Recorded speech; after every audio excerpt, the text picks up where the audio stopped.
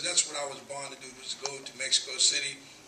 And I strongly feel that way just based on the fact that God gave me that vision. Because the same response from the people in that vision was the exact same response from the people that day in Mexico City.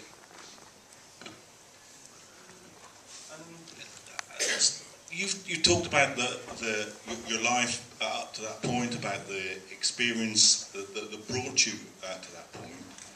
But after that point, how do you now remember the kind of reception to it?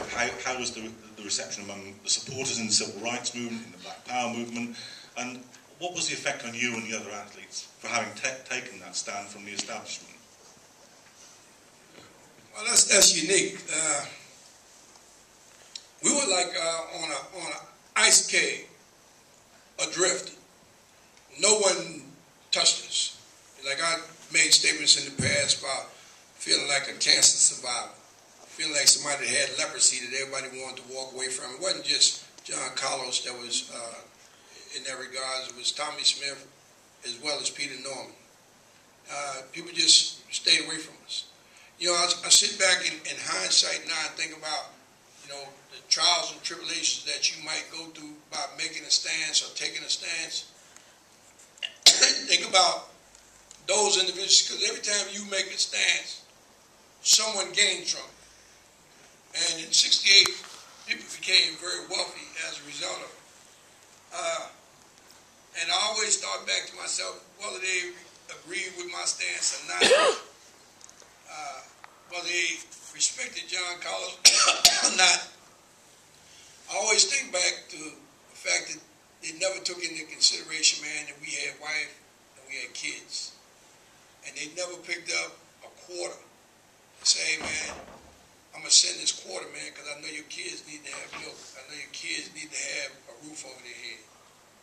Yeah, and that's, if I was to change anything in my life relative to that particular time, and I tell everybody, I say, man, 99.99999.99% I wouldn't change anything.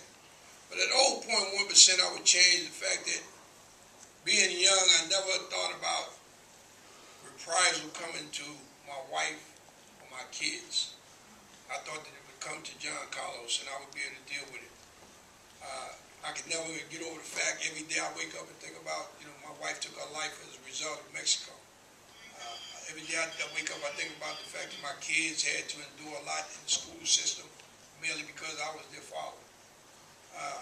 Or their friends or so-called friends, students in school, once their parents found out who my kids were, then they were circled out.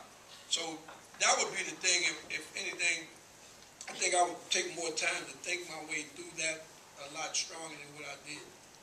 But other than that, I wouldn't change nothing. And when all the dust settled, my attitude was, my wife would have had to die 1,000 times more, my kids would have had to suffer 1,000 times more, and they'd had to beat up on me 1,000 times more as well, because what I did in Mexico City, as I stated, I feel that God brought me in this world for that act. Why? He chose me. I always tell them, I say, just imagine all the beaches in the world come together and God reaches down and pulls up 3 grains of sand. Tommy Smith, Peter Norman, and John Carlos. And here's the ironic part. Any Geminis in the house? Right. Happy birthday. Happy birthday. You're my birthday, baby? Yep. Right on. Well, the reason why I asked is any Geminis in the house is because it was 3 Geminis on the victory stand that day. My birthday was June 5th, 1945. Mr. Smith's birthday was June 6th, 1944.